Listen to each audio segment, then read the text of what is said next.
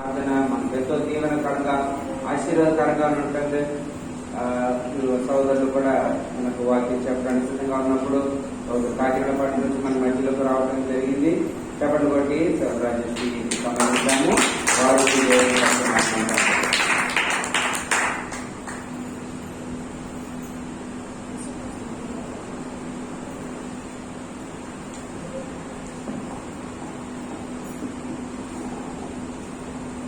ప్రయోజనం. హల్లెలూయా చెప్పండమ్మా. హల్లెలూయా. మంచిదండి. ఈ సాయంకాల సమయంలో 37వ రోజు అనగా ఆదివారాలు కనుక మనం తీసేస్తే 40 రోజుల శిల్వ ధ్యాన కూడికలో 37వ రోజు మనం చేరుకున్నాం. ఇన్ని రోజులు కూడా ప్రతిరోజు ఆయా దైవ సేవల ద్వారా మీకు వర్తమానాలు అందిస్తూ చక్కని వాక్యాన్ని అందిస్తూ వస్తున్నటువంటి దైవ సేవలను బట్టి నేను దేవుని స్తుతిస్తాను.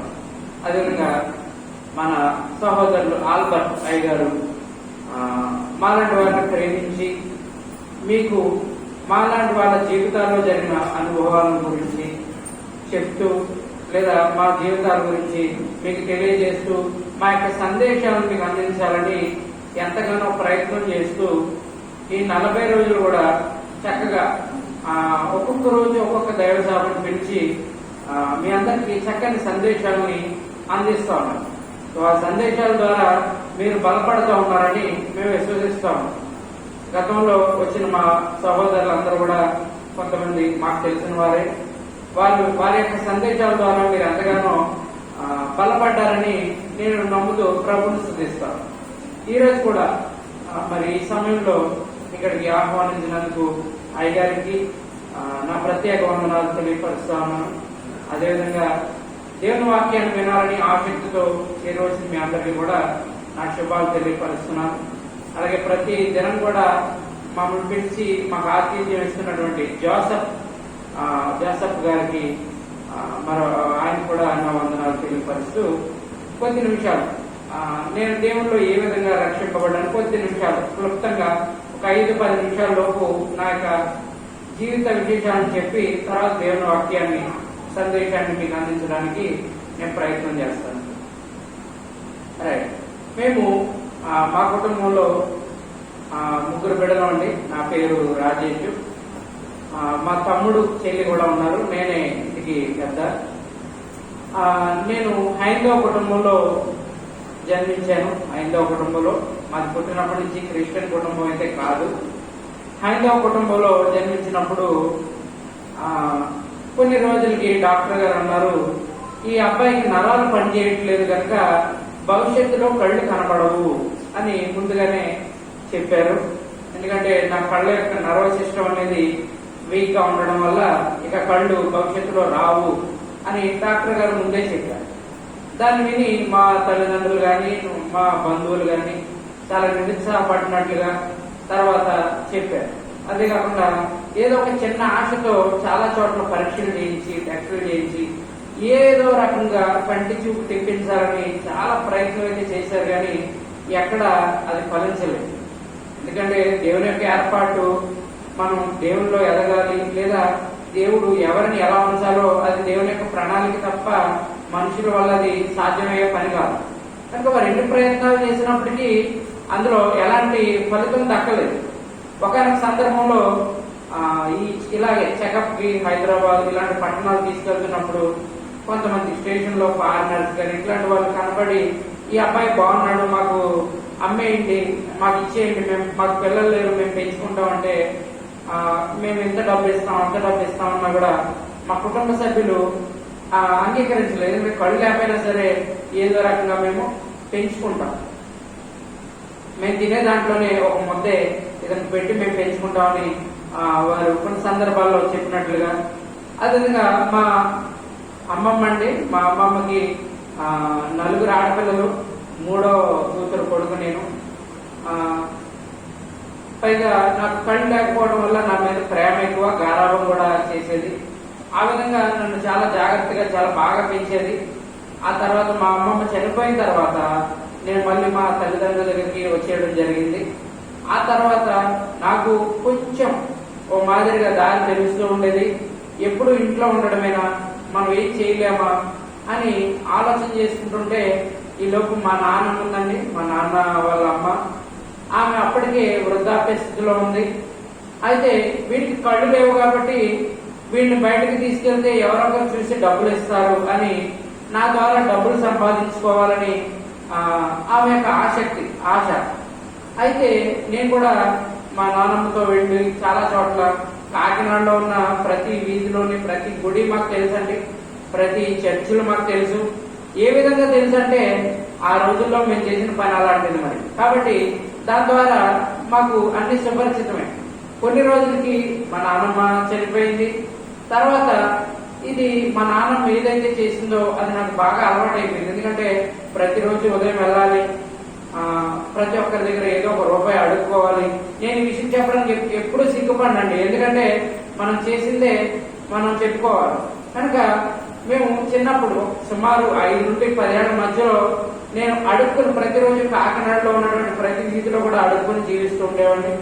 అలాంటి స్థితిలో ఉన్నప్పుడు ఎవరో ఒక సేవకుడు ఆయన ద్వారా నాకు ఒకసారి అంటే ఒకనొక దినాన్ని, ఆ రోజు క్రిస్మస్ అని నాకు తెలీదు, ఆ రోజు పండగని నాకు తెలీదు. మాకు ఎలాంటి పండగలు కానీ ఏమీ ఉండవు. ఎందుకంటే మా ఇంట్లో కూడా అందరూ హైందవులే కనుక వాళ్ళు కూడా ఎలాంటి పండగలు, అంటే పూజలకు తప్ప ఇలాంటి క్రైస్తవ పండుగలు కానీ ఇలాంటి వాటి ఏమి వాళ్ళకి తెలియవు. అలాంటి సందర్భంలో ఒక రోజు చర్చిలో పాటలు వినబడతా ఉన్నాయి, వాక్యం వినబడతా ఉంది. అవి పాటలని వాక్యం అని నాకు తెలియదు, కానీ వాస్తవంగా నాకున్న అలవాటు ఏంటంటే ఎక్కడైనా ఒక చోట మైకు వినబడుతుంది అనుకోండి, ఇప్పుడు ఇలా నేను నిలబడి వాక్యం చెప్తున్నాను, సో ఈ చోటు నుంచి నాకు మైక్ శబ్దం అనేది వినబడుతుంది. అప్పుడు ఇక్కడ ఏదో భోజనాలు పెడతారు, ఈ పూటకి భోజనం తినేసి ఇక్కడ వెళ్ళిపోదాం, ఈ పూటకి మనకి కడుపు నిండిపోద్ది అనే ఆసక్తితో అక్కడ వెళ్తూ ఉంటే కొన్నిసార్లు కొంతమంది భోజనం పెట్టేవారు కనపడదు కదా అని, కొంతమంది అయితే ఆ స్థలంలోంచి అంటే గొప్ప వారిని పెట్టుకుంటూ ఉంటారు కాబట్టి పెద్ద పెద్ద వారి ఫంక్షన్స్ లో గొప్ప వారికి వస్తూ ఉంటారు కాబట్టి నాలాంటి వాళ్ళకి గెట్టేసేవారు. అలాంటి పరిస్థితిని కూడా నేను ఎదుర్కోవాల్సి వచ్చింది. అయితే ఆ చర్చికి వెళ్ళినప్పుడు ఆ చర్చిలో దైవ సేవకుడు ద్వారా నాకు పరిచయం కలిగి ఆ సేవకుడు కూడా నాతో బాగా మాట్లాడుతూ మా ఇంటి అడ్రస్ కానీ నాకు సంబంధించిన విషయాలన్నీ కూడా చాలా జాగ్రత్తగా నాతో మాట్లాడి అన్ని విషయాలు తెలుసుకున్నారు. అప్పటికే మాలాంటి వాళ్ళకి స్కూల్స్ ఉంటాయి. మొన్న మీకు ఐ థింక్ ఆర్కే రెడ్డి గారని ఒక ఆయన వచ్చారు మీదే వాకింగ్ చెప్పడానికి. సో ఆయన అప్పట్లో మీటింగ్స్ కండక్ట్ చేస్తూ ఉండేవారు వాళ్ళ సంస్థ తరఫున. ఆ మీటింగ్స్ లో మా పాస్టర్ గారు పాస్టర్ ఫెలోషిప్ లో నెంబర్ గా ఉండడం వల్ల అక్కడ మీటింగ్స్ అటెండ్ అయ్యి వెళ్ళటం వల్ల అక్కడ ఇలా అందులైన వారు ఎవరైనా ఉంటే కళ్ళు కనపడకపోతే మాకు పరిచయం చేయండి, వారికి కూడా చదువు ఉంది, మేము వారికి చదువు చెప్పిస్తాం, వారికి అనేక పాఠశాలలు ఉన్నాయి, వారు చదువుకొని గొప్ప ఉద్యోగాల్లో స్థిరపడతారు అని చెప్పి వారు మా అయ్యగారితో చెప్పడం జరిగింది. ఆయన ఇదే విషయాన్ని మా పేరెంట్స్ కి నాకు కూడా చెప్పారు. అయితే మా పేరెంట్స్ అంగీకరించలేదు. ఎందుకంటే ఏదైనా ఒక సంస్థకి వెళ్తే డబ్బులు కట్టాలేమో, ఒక చదువుకి వెళ్తే డబ్బులు కట్టాలేమో అని చెప్పి వారు కూడా దాన్ని అంగీకరించకపోగా అదంతా ఉచితమని అన్ని తెలుసుకున్న తర్వాతే వారు అంగీకరించి నన్ను మండపేట అంటే రామచంద్రపురం దగ్గరలో మండపేట ఉంది, ఆ పట్టణంలో స్కూల్ ఉంటే ఆ స్కూల్లో జాయిన్ చేశారు. అక్కడే సుమారు 10 నుంచి 11, 12 సంవత్సరాల వరకు అక్కడే చదువుకొని తర్వాత డిగ్రీ అన్ని పూర్తి చేసుకోగలిగాను. ఇప్పుడు నాకు తెలిసిన నాలాంటి వారందరికీ కూడా కొంతమందికి నేను ఉచితంగా కంప్యూటర్ నేర్పిస్తూ ఒక రకంగా ప్రభు సేవలో అలాగే పాటలు పాడుతూ అక్కడక్కడ దేవుని యొక్క వాక్యాన్ని కూడా అందిస్తూ ప్రభు పరిచర్యలో వాడబడుతూ ఉన్నాను. నా గురించి, నా కుటుంబం గురించి ప్రార్థన చేయండి. అదేవిధంగా ఉద్యోగ ప్రయత్నాల్లో కూడా నేను చేస్తా ఉన్నాను. అయితే మేము చదువుకుంటాం, ఆల్రెడీ మీకు ప్రతి ఒక్కరు మా సహోదరులు వచ్చినప్పుడు మీకు చూపించే ఉంటారు. ఇది బైబిల్ అంటే ఇది బ్రైలీ బైబిల్. ఇది కొన్ని డాట్స్ అనేవి దీని మీద ఉంటాయి. వీటిని మేము చేతితో ముట్టుకొని చదువుతూ ఉంటాము. విషయం మా సహోదరులు మీకు ఆల్రెడీ చెప్పే ఉంటారు. వీటిని చదవడం ద్వారా మేము బైబిల్ కానీ లేదంటే ఏమైనా పుస్తకాలు కానీ మేము చదువుతూ ఉంటాం. ఇలాంటి పుస్తకాలు ఒక 43 పుస్తకాలు కనుక తీయగలిగితే మాకు ఒక ఫుల్ బైబిల్ అవుతుంది. అంటే ఈ మామూలుగా ఒక పుస్తకం మీకు బైబిల్గా ఉంటుంది, కానీ ఇలాంటి పుస్తకాలు ఒక 43 పుస్తకాలు అయితే మాకు ఒక ఫుల్ బైబిల్ అవుతుంది. అంటే మేము ఎక్కడికైనా ఒక బైబిల్ తీసుకెళ్లాలంటే ఒక ట్రక్కనే తీసుకెళ్లాలన్నమాట. కాబట్టి అలాంటిది ఏం లేకుండా దేవుని కృపను బట్టి ఒక్కొక్కటి మాకు ఏదైతే అవసరమో వాటిని మేము క్యారీ చేస్తూ దేవుని వాక్యాన్ని అందించడానికి మా ప్రయత్నం మేము చేస్తున్నాం. సో మా గురించి, మా ఉద్యోగ ప్రయత్నాల గురించి, మా కుటుంబాల గురించి, ఇప్పటి వరకు మీ మధ్యలో వాడబడిన ప్రతి ఒక్కరి గురించి కూడా మీరు ప్రార్థన చేయాలని ప్రభు కృపను బట్టి తెలియపరుస్తూ దేవుని సందేశంలోకి మనం వెళ్దామండి. ఇది 37వ రోజుగా మనం ధ్యానిస్తా ఉన్నాం. ఈ శిల్వ ధ్యాన కోడికల్లో ప్రతి రోజు కూడా ఒక్కొక్క అంశాన్ని మనం ధ్యానిస్తా ఉన్నాం. ఒక్కొక్క విషయాన్ని తెలుసుకుంటూ ఆయా సేవకుల ద్వారా బలపరచబడ్డాం. అయితే ఈ రోజు కూడా మన శిల్వ ధ్యానంలో భాగంగా ఒక విషయాన్ని మనం తెలుసుకుందాం. బైబిల్లో ఉన్నటువంటి వ్యక్తులలో నుండి ఒక వ్యక్తి గురించి మనం బాగా, ఆ వ్యక్తి గురించి మనం పేరు వినే ఉంటాం, కానీ చాలా సంగతులు ఆ వ్యక్తి గురించి మనం నేర్చుకోవచ్చు. కాబట్టి ఆ వ్యక్తి గురించి చదువుదాం. దైవ గ్రంథంలో నుండి మత్తయి సువార్త 27వ అధ్యాయం 17-18 వచనాలు చదవండి. మత్తయి సువార్త 27వ అధ్యాయం 17-18 వచనాలు చదివితే మన వాక్య ధ్యానాన్ని మనం ధ్యానం చేద్దాం. కాబట్టి నన్ను కూడుకున్నప్పుడు పిలాతు, నేను ఎవరిని విడుదల చేయకూడదని మీరు కోరుచున్నారు, బరబ్బను లేక క్రీస్తు అనబడిన యేసునా అని వారిని అడిగాను. ఏలయనగా వారు అసూయ చేత ఆయన అప్పగించారని అతడు ఎరిగి ఉండేను. చాలు చూడండి, ఈ చదివిన వాక్య భాగాన్ని మనం గమనించినట్లయితే యేసు ప్రభువుని సిలువ వేయాలని యూదులు తలచినప్పుడు ఆయా చోట్లకి తిప్పుతా ఉన్నారు. ఒకసారి నేరోదు దగ్గరికి, ఒకసారి పిలాతు దగ్గరికి, ఒకసారి అన్న కైపల దగ్గరికి, ఇలా రకరకాల చోట్లకి తిప్పుతూ పిలాతు దగ్గరికి తీసుకొచ్చారు. పిలాతు దగ్గరికి తీసుకొస్తే పిలాతు దగ్గర వారు చెప్పిన విషయం ఏంటంటే, ఇతడు యూదుల రాజని మనల్ని మోసం చేస్తా ఉన్నాడు కనుక ఇతన్ని మనం సిలువ వేయండి అని అక్కడ పిలాతుకి కంప్లైంట్ చేసినట్లుగా లేదా విన్నవించుకున్నట్లుగా అప్పుడు అక్కడ చూడొచ్చు. అయితే యూదుల ఆచారం పస్కా పండుగ ప్రకారం రోమా సైన్యం ఏం చేసేవాళ్ళు అంటే, ఎవరో ఒక ఖైదీని, అంటే చెరసాల్లో వేయబడిన ఒక ఖైదీని విడుదల చేస్తూ ఉండేవారు. ఎందుకని వారు విడుదల చేస్తూ ఉండేవారంటే, అప్పట్లో రోమా ప్రభుత్వం ఈ ప్రపంచం అంతా కూడా పరిపాలిస్తున్నటువంటి రోజులను. రోమా ప్రభుత్వం అంటే ఇటలీ దేశంలో రోమ్ అనే ఒక పట్టణం ఉందండి. ఆ పట్టణంలో ఉండేటువంటి అధికారులు ఈ ప్రపంచాన్ని కంట్రోల్ చేస్తూ ఉండేవాళ్ళు అనమాట.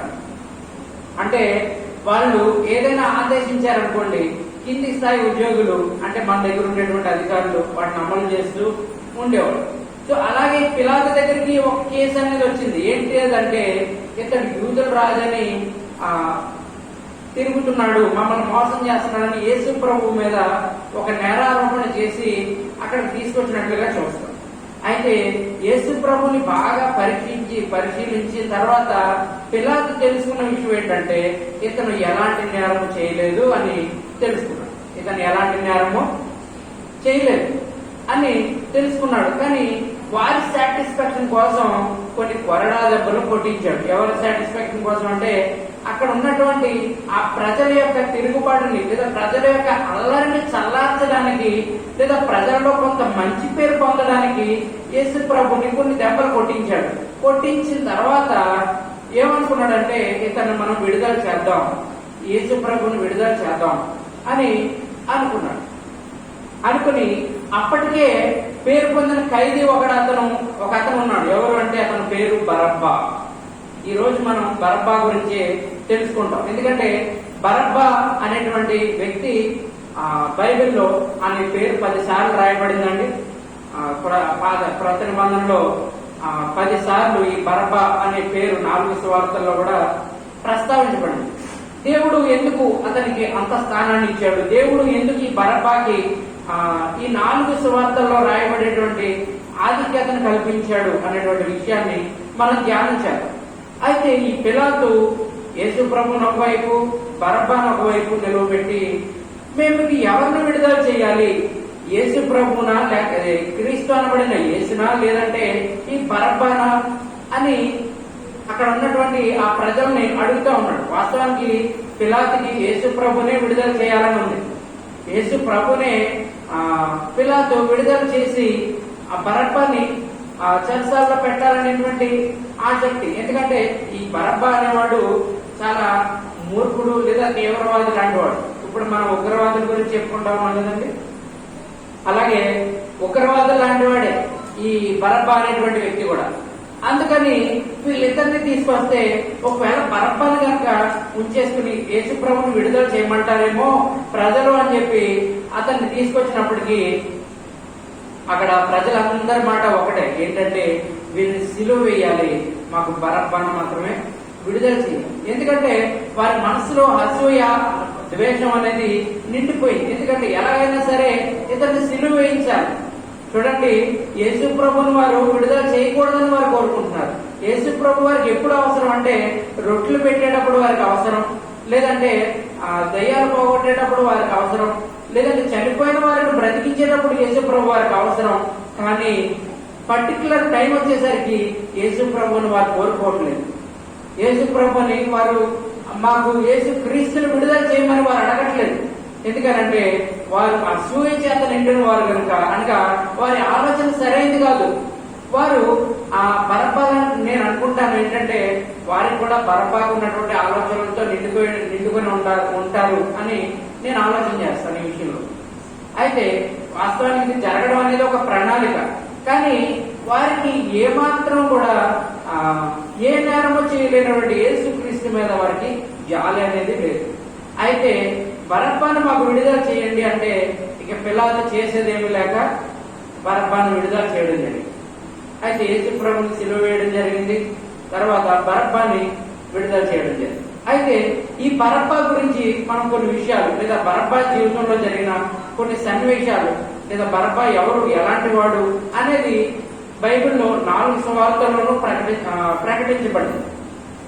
ఒక విషయం 4 సువార్తల్లోనూ ప్రకటించబడింది అంటే దానికి చాలా ప్రాధాన్యత ఉంటుందండి. చూడండి, కొన్ని విషయాలు ఒక మత్తయి సువార్తలోనే ఉంటాయి, మిగతా ఏ సువార్తలోనూ కూడా ఈ విషయాలు రాయబడవు. కొన్ని విషయాలు మార్కు సువార్తలో ఉంటాయి, అందులో ఉండవు, మరియు వేరే దాంట్లో ఉండవు. అలాగే కొన్ని విషయాలు 4 సువార్తల్లో కూడా రాయబడ్డాయి. ఎందుకంటే ఆయా ప్రవక్తలు ఆయా రీతిగా దేవుడు ప్రేరేపించినట్లుగా వారు ప్రవచించినట్లుగా మనం చూస్తాం. అయితే ఈ బరబ్బా ఎలాంటి వాడు అనేది ఈ 4 సువార్తికులు మత్తయి కానివ్వండి, మార్కు కానివ్వండి, లూకా కానివ్వండి, యోహాన్ కానివ్వండి, ఈ 4 కూడా ఈ బరబ్బా గురించి కొన్ని విషయాలు ప్రస్తావించారు. అతనికి ఉన్నటువంటి లక్షణాలని ప్రస్తావించారు. సో మొదటగా మనం మత్తయి సువార్త పెద్దది కనుక మత్తయి భక్తుడు ఈ బరబ్బా గురించి రాస్తూ చెప్పినటువంటి మాట ఏంటో చూద్దాం. చదవండి. మత్తయి సువార్త 27వ అధ్యాయం 16వ వాక్యాన్ని 16వ వాక్యాన్ని చదవండి. 16వ వాక్యం.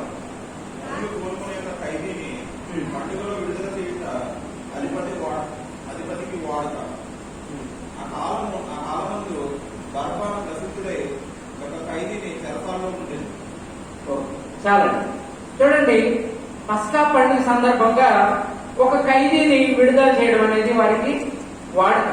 మనం కూడా చెరసాల్లో ఆగస్టు 15 కానీ లేదంటే రిపబ్లిక్ డే సందర్భంగా కానీ జైల్లో ఖైదీలుగా ఉన్నటువంటి కొంతమందిని సత్ప్రవర్తన కారణంగా విడుదల చేయడం మనకు తెలుసు అండి. ఈ బరబ్బా ఎలాంటి వాడు అని అంటే ప్రసిద్ధి పొందిన ఖైదీ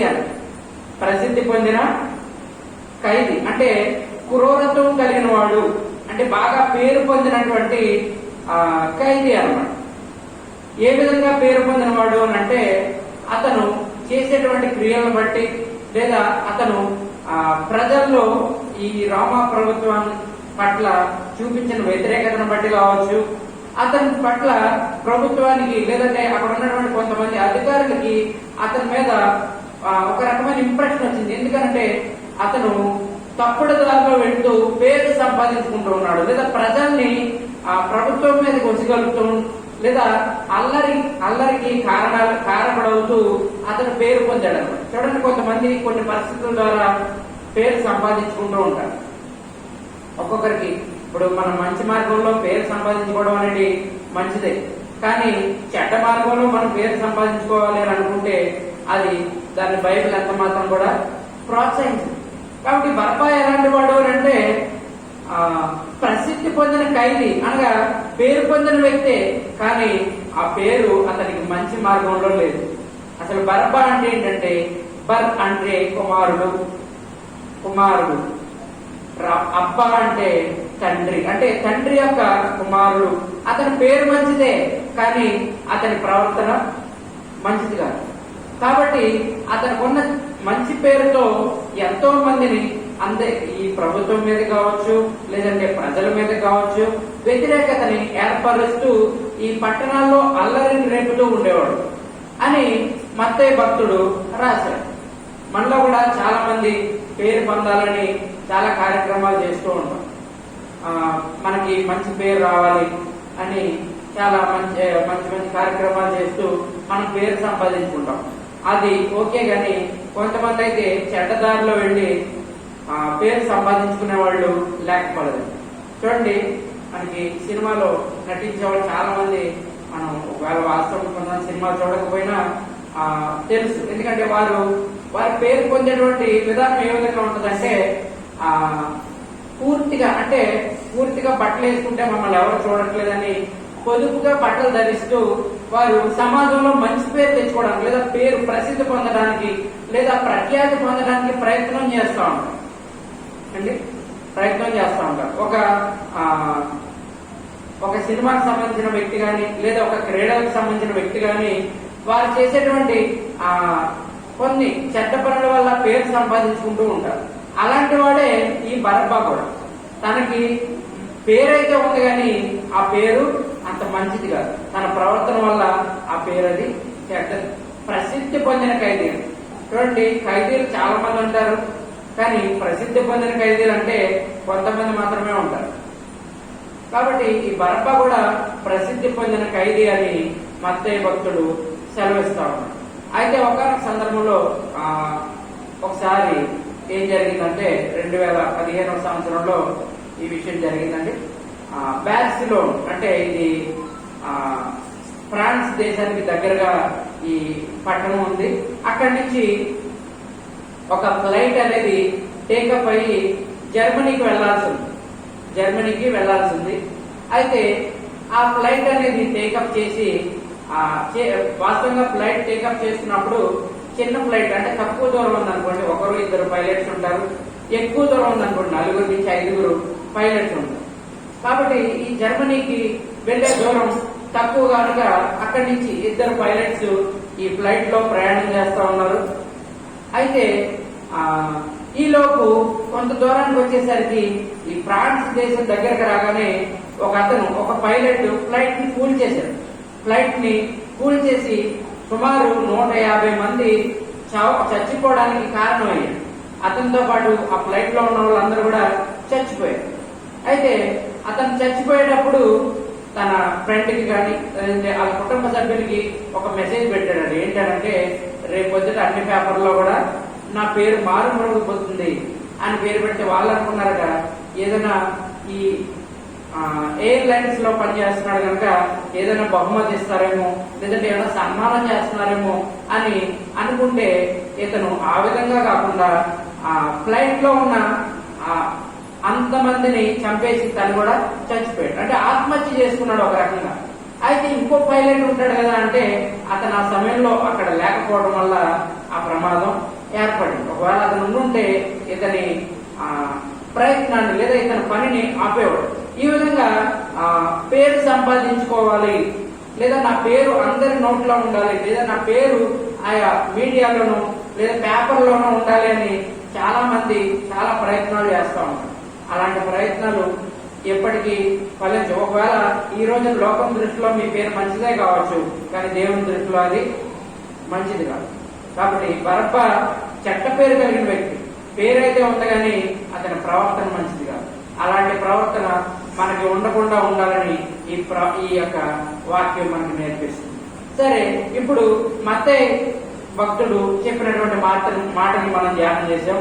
అదేవిధంగా ఇప్పుడు మార్కు సువార్తలో నుండి ఈ బరబ్బా గురించి రాయబడిన విషయం ఏంటో, లేదా బరబ్బాకు ఉన్నటువంటి రెండవ లక్ష్యం ఏంటో మనం చూద్దామంటే మార్కు సువార్త 15వ అధ్యాయం 7వ వాక్యాన్ని చదవండి. మార్కు సువార్త 15వ అధ్యాయం 7వ వచనం. అధికారులను ఎదిరించి నరహంలో నరహత్య చేసిన వారితో కూడా బంధించబడిన బరబ్బా అనే ఒకడు ఉండెను.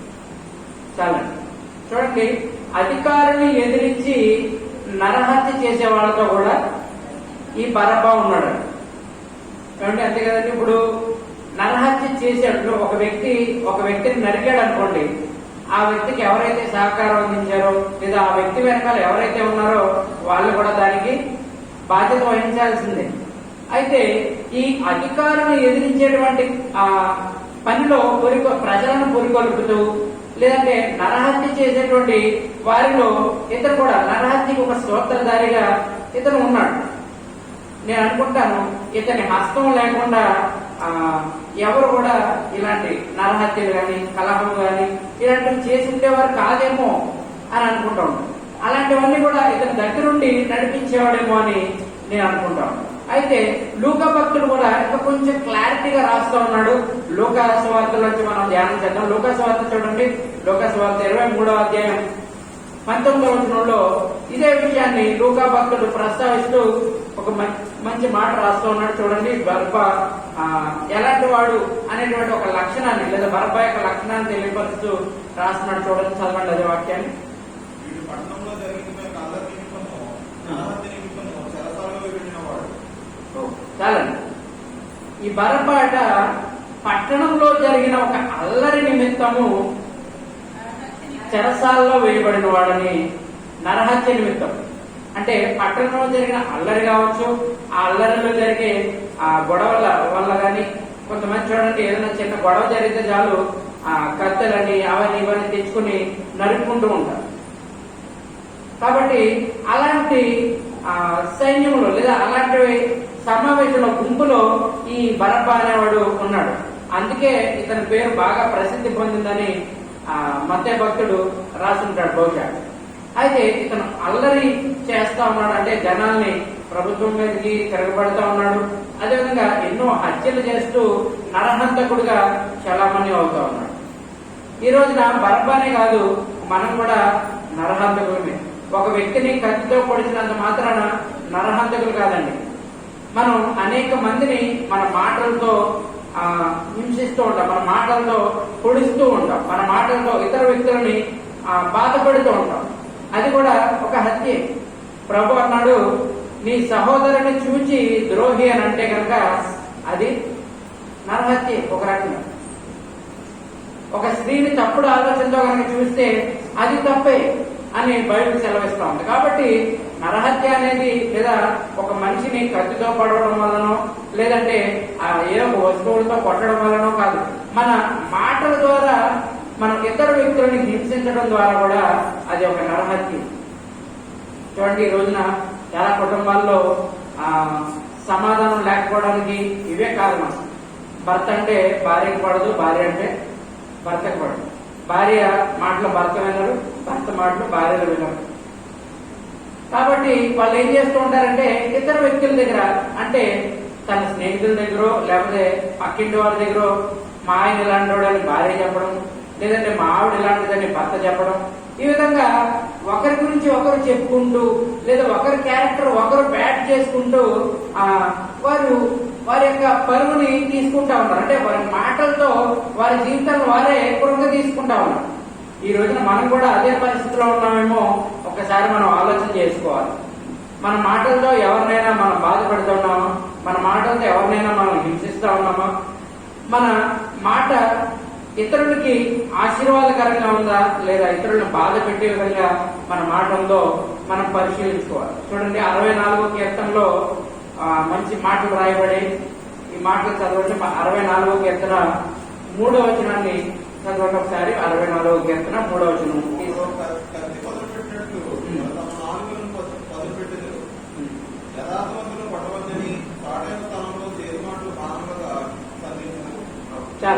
చూడండి, ఒకరు కత్తికి పదును పెట్టినట్లంట తన నాలుకకి పదును పెడతా ఉన్నారు.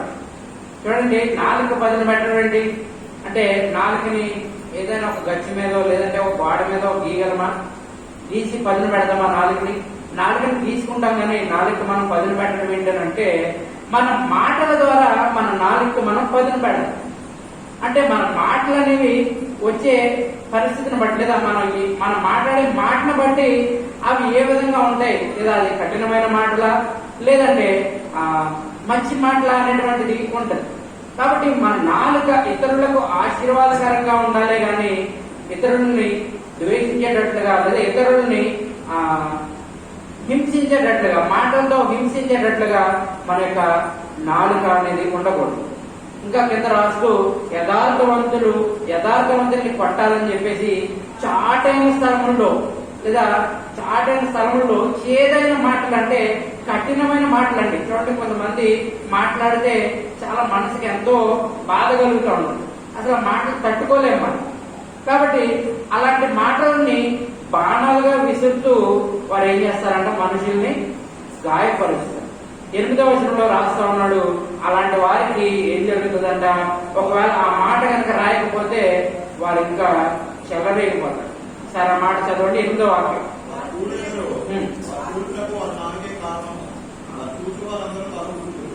సరే, చూడండి, ఎవరైతే తమ నాలుకలకు పదును పెట్టి కత్తి లాంటి పదును పెట్టి వారి మాటలతో ఇతరులను హింసిస్తా ఉన్నారో వారట కూలిపోతారు. వారు కూలిపోవడానికి కారణం ఏంటంట వారి నాలుకే వారికి కారణం. చూడండి, పెద్ద పెద్ద ఆయుధాల కంటే పదునైనది నాలుక. ఆయుధాలతో పొడిస్తే ఒక గంటకో లేదా ఒక 10 నిమిషాలకో వ్యక్తి చచ్చిపోవచ్చు. కానీ మన నాలుకతో కనుక మనం మాట్లాడే మాటలు అవతల వ్యక్తిలో ప్రతి నిత్యం వేధిస్తూనే ఉంటాయి.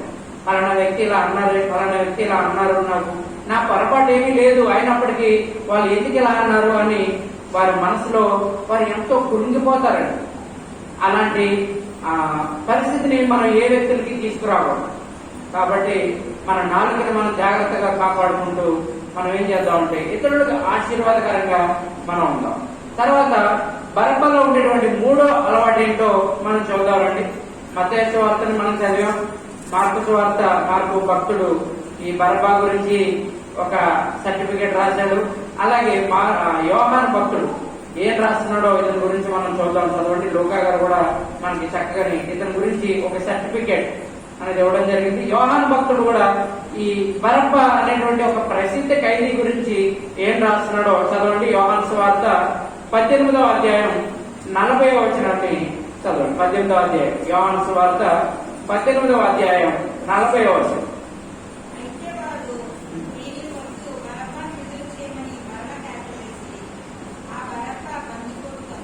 చాలా చూడండి, ఆ బరబ్బా ఎలాంటి వాడంట? బందిపోడు దొంగ. ఇంగ్లీష్ లో దానికి ప్లండరింగ్ అని రాయబడి. ప్లండరింగ్ అంటే ఇక దోచుకొని వెళ్ళిపోవడమే. అంటే ఇక మామూలుగా కాదు. కొంతమంది ఉంటారండి జేబు దొంగలు. వారి జేబులు మాత్రమే దొంగతనం చేస్తారు, పెద్ద పెద్ద పనులు వారు చేయలేరు. కానీ ఇక్కడ బరబ్బా ఎలాంటి వాడంట? బందిపోటు దొంగ. అంటే ఇక ఎవరు వెనక ముందు ఆలోచించేది లేదు. ఇక ఏది దొరికితే అది పట్టుకెళ్ళిపోవడమే, ఎవరిని పడితే వారిని హింసించడమే. ఇదే పనిగా పెట్టుకుని అతను చేసేటువంటి కార్యక్రమాలకి సరిపడే ఇదిని అతను చేస్తా ఉన్నాడు. సో ఎందుకు ఇతను బందిపోటుగా మారాడు అని అంటే అతను చేసేటువంటి కార్యక్రమాలకి కావలసిన డబ్బులు సమకూర్చుకుని ఉండొచ్చు. ఎందుకంటే అతను చేసేటువంటి పనులకి అధికారుల నుంచి కానీ లేదంటే కొంతమంది అతని యొక్క శత్రువుల నుంచి కానీ అతనికి ప్రమాదం ఉండొచ్చు. అలాంటి పరిస్థితులన్నిటి నుంచి కాపాడుకోవడానికి అతను ఒక బందిపోటు దొంగగా మారి అతనికి కావాల్సిన ఆయుధాలు కానీ అతనికి కావాల్సిన డబ్బులు కానీ సమకూర్చుకుంటూ అతను ఏం చేస్తున్నాడంటే ఒక బందిపోటు దొంగగా మారిపోయాడు. మనలో కూడా కొంతమంది దొంగలు ఉంటారు. దుబాయ్లో ఒక ఆమెట చాలా కోటీశ్వరరాలే. ఆ కోటీశ్వరరాలు ఒక జ్యువెలరీ షాప్, నగల షాప్ కి, లేడీస్ కి నగలు అంటే చాలా ఇష్టం కదండి, నగల షాప్ కి వెళ్ళి ఏం చేసిందంటే ఒక కాస్ట్లీ నగలు చూపించమనంటే అతను ఏదో ఒక నగలు చూపించారంట. ఇవే నా ఎందుకంటే ఇంక మంచివి లేవా అంటే అతను లోపలికి వెళ్ళి తెచ్చేలోపు అతను చూపించిన దాన్ని బ్యాగ్లో వేసుకుని వచ్చేస్తున్నారు.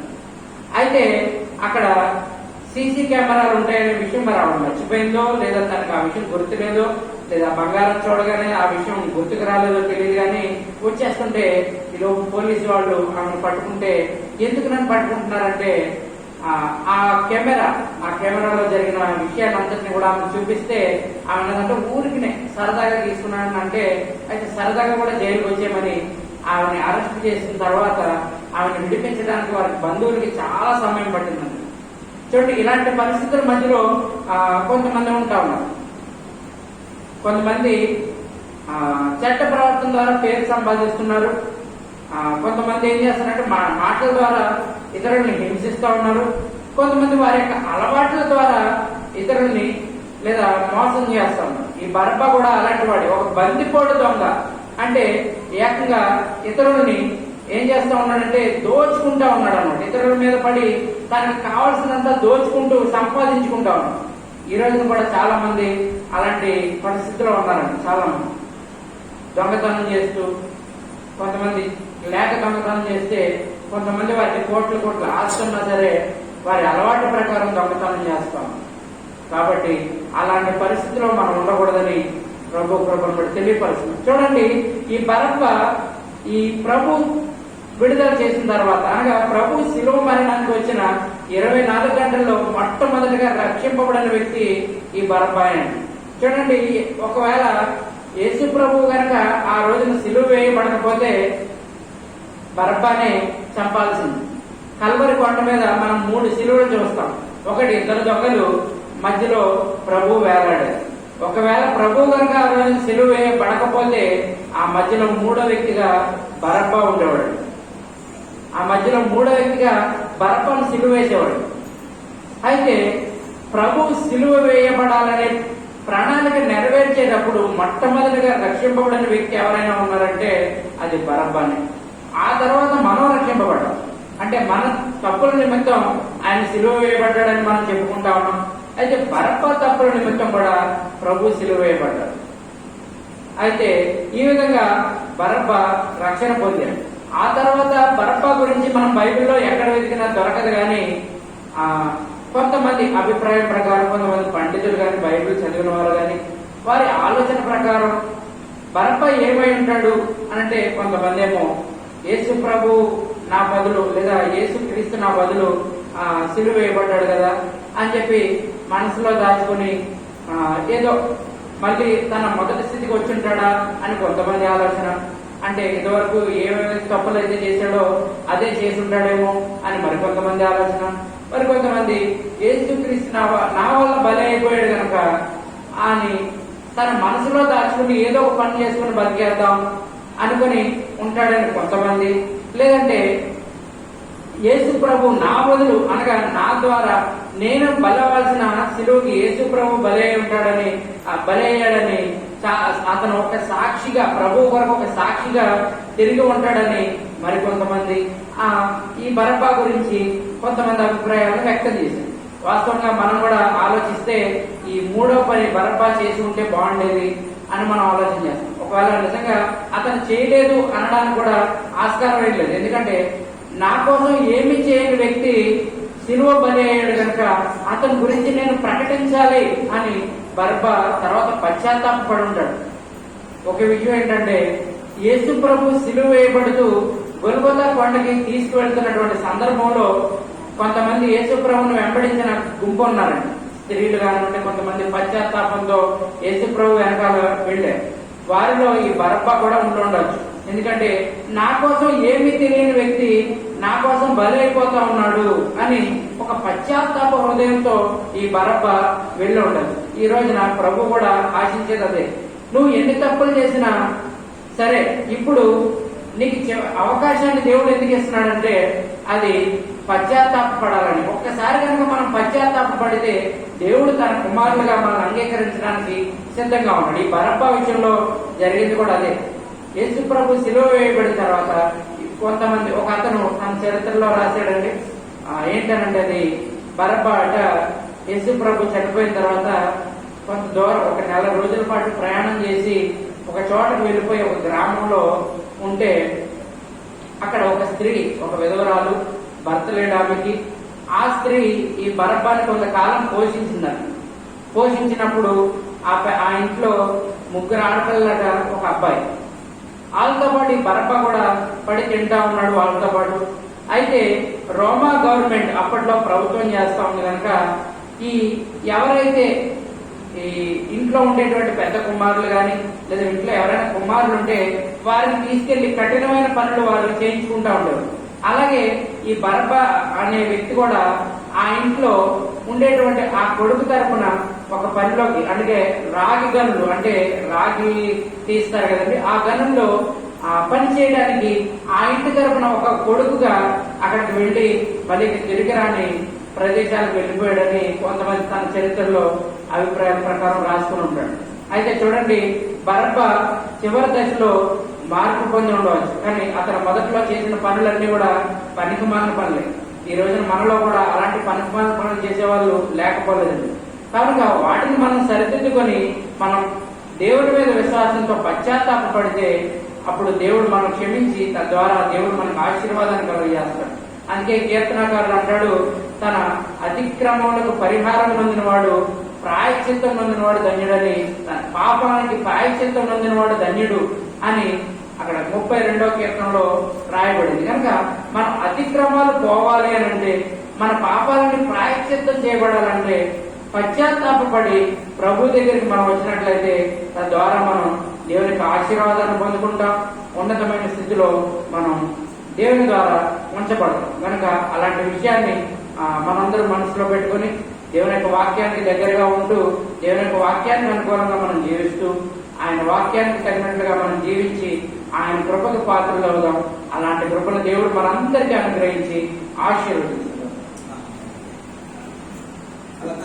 ప్రార్థన చేసుకుందాం.